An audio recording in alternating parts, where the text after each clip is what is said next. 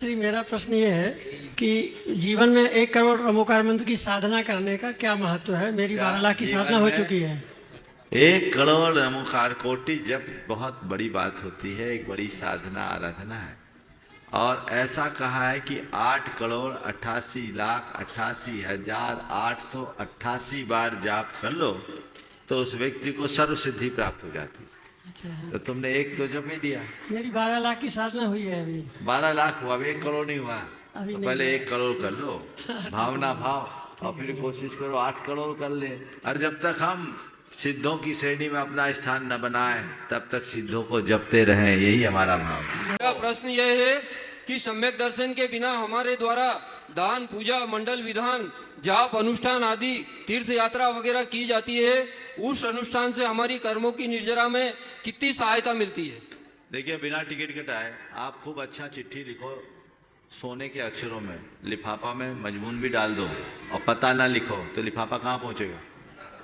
यही शंका समाधान करना है महाराज। बस शंका समाधान तो अपना पता तो होना ही चाहिए। बिना पता के कुछ भी पता नहीं होता, इसलिए अपना पता पक्का रखिए।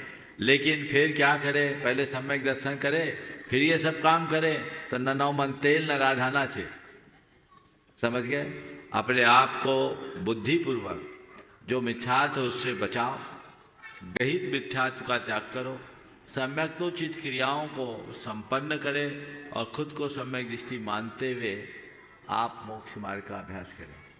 मुझसे एक बार एक व्यक्ति ने सवाल किया, महाराज जी सम्यक दर्शन का पता लगता है क्या? मैंने कहा दिव्य ज्ञानियों के ज्ञान का विषय।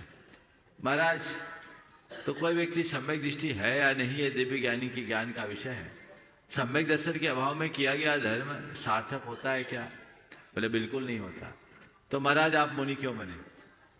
मुझसे सीधे सवाल बना कर दिया कि सम्यक दर्शन के अभाव में किया गया धर्म सार्थक होता है क्या? मैंने कहा नहीं होता। उनने मुझसे कहा महाराज आप मुनि क्यों बने? मैंने कहा मुनि इसलिए बना क्योंकि मैं सम्यक दृष्टि हूं।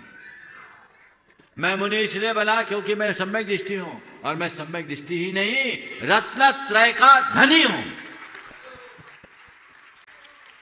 मैं अपने आप को रत्नत्रय धनी का धनी मानता हूं, और मैं अपने अंदर हर पल सावधान भी रहता हूं, और मुझे मालूम है ये रत्नत्रय मेरे अंदर है, मुझे इसे संभाल कर रखना है। तभी मैं अपनी चर्या और क्रिया के प्रति उत्साहित रहता हूं।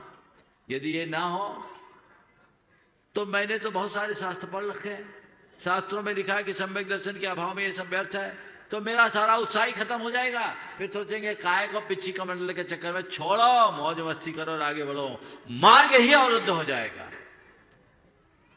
इसलिए आप सबसे भी मैं ये कहता हूं, गृहीत मिथ्यात्व का परित्याग करो, सम्यक की भावना भाव और सम्यक तोचित क्रियाओं को संपन्न करो, खुद को सम्यक दृष्टि मानो, और व्रत, संयम, दान, तप आदि अनुष्ठानों में अपने आप को अर्पित कर दो, तभी जीवन का उत्कर्ष।